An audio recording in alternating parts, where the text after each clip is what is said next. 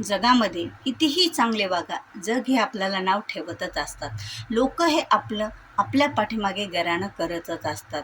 मग ते घराणं ऐकून किंवा आपल्याला लोक वाईट म्हणालेत असं आपल्या मनाला लागून घेऊन आपण जर आपल्या जीवनामध्ये आपलं चांगलं वागणं सोडलं तर त्याचे दुष्परिणाम हे आपल्यावर पण होत आहेत.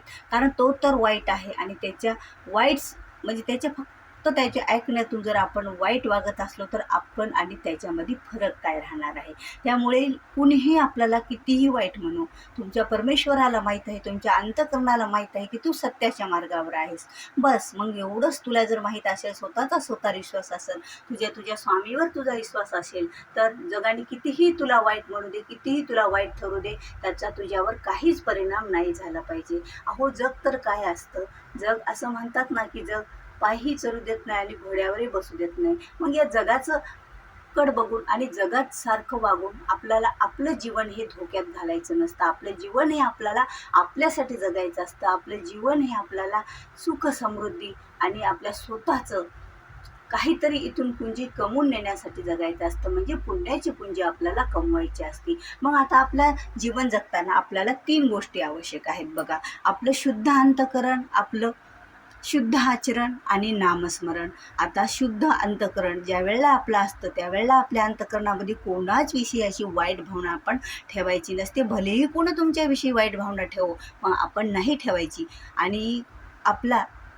कितीही आपल्याला कोणी त्रास देऊ, पण आपण त्या व्यक्तीविषयी आपल्या मनामध्ये वाईट कधीच चितायचं नाही. कारण आपण जर जसं चिंतलं ना लोकांविषयी, तसं आपल्यासोबत घडत असतं. म्हणून आपण लोकांचं वाईट हे चितायचं नसतं. मग आणि शुद्ध आचरण बघा, आता ज्या वेळेला आपण बऱ्याच गोष्टी अशा असतात की आपल्याला आपण बरेच मार्ग असतात, पैसे कमवण्याचे मार्ग असतात किंवा आपली दैनंदिन जीवन असतं. दैनंदिन जीवनामध्ये आपण कसं वागायचं, काय नाही, हे आपल्याला प्रपंच करताना आपण वाईट वागायचं नसतं.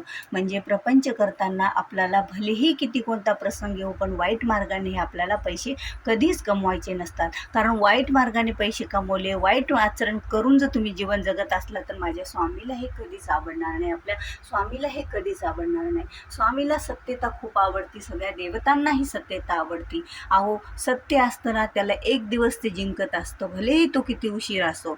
पण सत्यानं कोणतंही कर्म करा, ते कर्म तुम्हाला तुमच्या मंजिलपर्यंत नेऊन पोहोचणारच. तुमचा संघर्ष जेवढा असेल जेवढा जास्त, तेवढं जास्त फळ हे आपल्याला भेटत असतं. म्हणून तर आपण संघर्ष करताना कधीही आपलं आचरण वाईट ठेवायचं नाही. संघर्ष करायचा, पण आचरण हे शुद्धच राहिलं पाहिजे, आपलं एकदम शुद्ध. जसे आपण आपल्या जीवनामध्ये आपण आपल्या आयुष्यामध्ये जर स्वतः डोकावून पाहिलं तर आपल्याला आपलं आयुष्याचे सुंदर असं दिसलं पाहिजे. अहो असं नाही की आपल्याकडे भरपूर पैसा आहे, भरपूर इस्टेट आहे, म्हणूनच आपलं आचरण हे चांगलं आहे, म्हणूनच आपलं जीवन सुखी आहे. नाही, तुम्ही जे वागता त्या वागण्यातून तुम्हाला आनंद भेटतो, जे सुख भेटतं, तुमच्या मनाला समाधान मिळतं. बघा तुम्ही वाईट कर्म करून बघा, वाईट कर्म केल्याच्या नंतर आपलं मन आपल्याला त्रास देत असतं. भलेही आपण ते कर्म करून कितीही सुखी असाल तरी मनातल्या मनात मात्र ते आपल्याला बोचत असतं.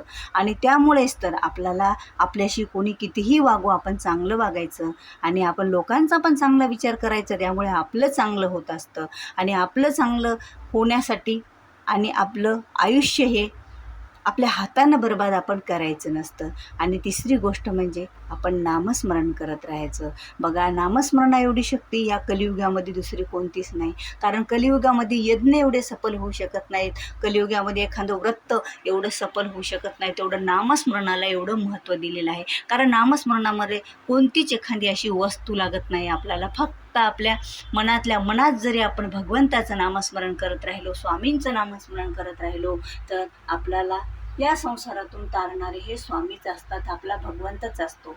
आणि यामुळे तर आपल्याला सतत आपल्या जिभेवर नामस्मरण राहिलं पाहिजे. बघा आपण एकटे असतो, आपण कोणत्या कामात असतो, त्यावेळेला पण आपण सतत नामस्मरण करत राहायचं.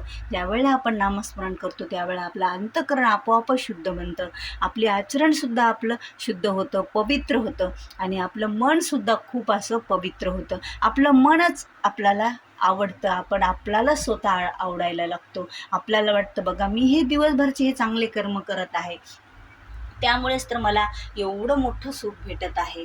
भलेही तुम्ही एखाद्या वेळेस दुःखात असाल, पण आपलं प्रारब्ध जड असेल तर ते सुटायला वेळ लागत असेल. पण तुम्ही एक विचार करा, भगवंत हा आपल्यासोबतच राहतो. कारण तुम्ही भगवंताकडे जे एक पाऊल चलत गेला तर भगवंत आपल्याकडे 100 पाऊल चलत येत असतो. आणि माझे स्वामी तर तुम्हाला वाळवंटामध्ये आणि उन्हामध्ये अशी ही सावलीच आहे. कारण ज्यावेळेला तुम्ही परेशानीत असता, ज्यावेळेला तुम्ही दुःखात असतात, ज्यावेळेला तुम्ही चिंतेत असतात, त्यावेळेला स्वामीने तुमचा हात पकडलेला असतो. ही शक्ती कुठून येते बरं? तर ही शक्ती नामस्मरणाची असते. नामस्मरणाची असते, कारण हे नामस्मरणच आपल्याला तारून नेणारं आहे या कलियुगामध्ये.